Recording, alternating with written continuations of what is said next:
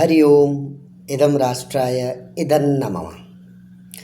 आज भाद्रपद मास के शुक्ल पक्ष की पंचमी तिथि 5:57 शाम तक और तत्पश्चात षष्ठी तिथि विक्रमी संवत 2082।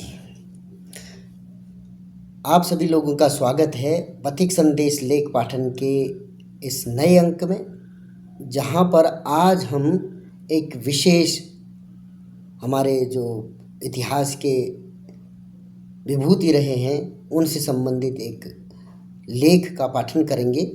पथिक संदेश लेख पत्रिका में जो लेख छपा है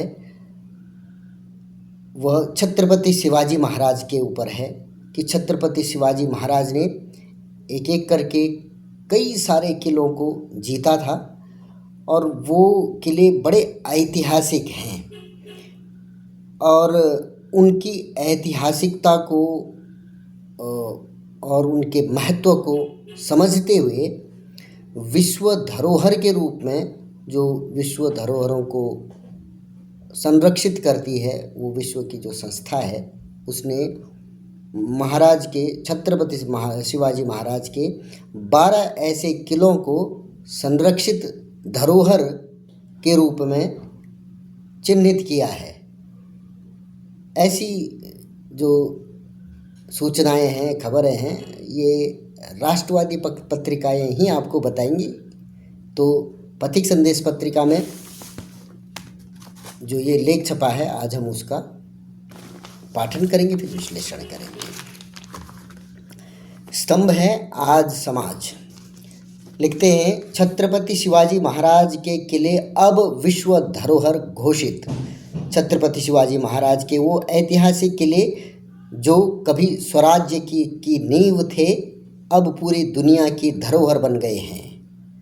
यूनेस्को ने शिवाजी महाराज के 12 किलों को विश्व धरोहर स्थल की सूची में शामिल किया है।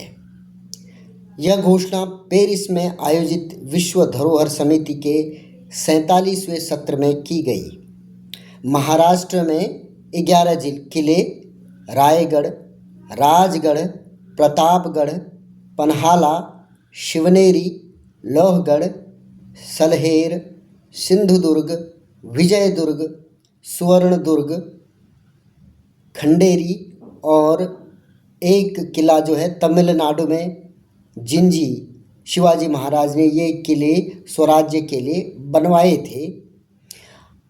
आज इन किलों को विश्व धरोहर के रूप में मान्यता प्राप्त हुई। 17वीं और 19वीं शताब्दी के बीच विकसित यह किला हमारे राजा द्वारा परिकल्पित एक असाधारण दुर्ग और सैन्य व्यवस्था का प्रतिनिधित्व करता है।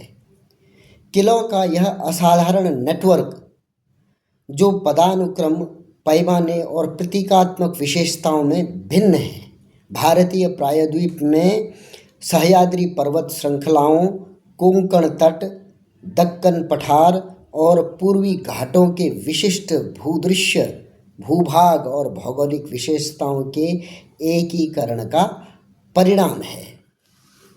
शिवाजी महाराज ने इन सारे किलों को जीतकर वहाँ पर स्वराज्य की स्थापना की थी। स्वराज्य की सोच उस समय जब पूरा हिंदू समाज जो यहाँ का मूल समाज है वह बिल्कुल उनका जो उत्साह था रसातल में पहुँच चुका था। शिवाजी महाराज के पिताजी भी किसी नवाब के यहाँ ही नौकरी करते थे, परंतु शिवाजी जिनको माता जीजाबाई से प्रेरणा मिली और जिन्हें समर्थ गुरु रामदास जी का समर्थ जो है आशीर्वाद मिला, उसके बाद उन्होंने अपनी जिजीविषा, अपने साहस के बूते कई सारी लड़ाइयाँ लड़ी और कई सारे किलों को विजित किया। उनके बारे में कहा जाता है कि उन्होंने अधिकतर लड़ाइयाँ जीती थी और वो एक ऐसे योद्धा के रूप में भारत के उस पूरे परिदृश्य में उभरे थे जिन्होंने साम दाम दंड भेद की नीति से सठे साठ्यम समाचरित को की नीति को अपनाते हुए उस समय की परिस्थितियों के अनुसार आक्रांताओं को उन्हीं की भाषा में बहुत कठोर दंड दिए थे और जिसका परिणाम ये हुआ कि छत्रपति के न रहते हुए भी उस जनमानस में ऐसा उबाल आ गया था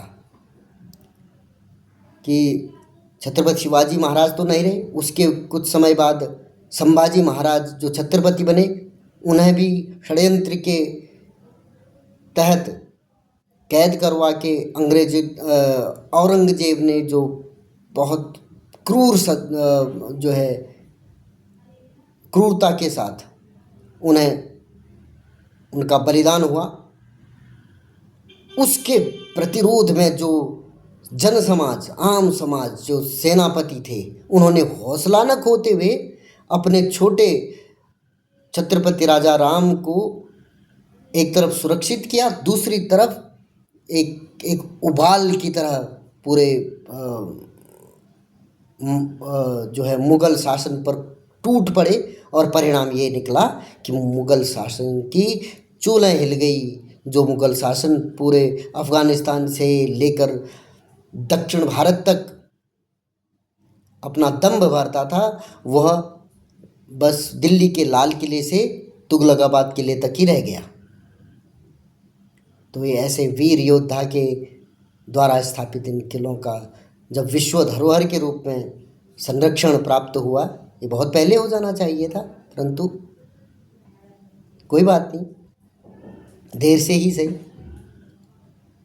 और ये एक अच्छा कदम है, हम लोगों ने इसका स्वागत करना चाहिए। आज के लेख में इतना ही है, पुनः किसी एक अन्य लेख के साथ आपके सम्मुख उपस्थित होऊंगा। तब तक के लिए धन्यवाद। जय जय श्री राम।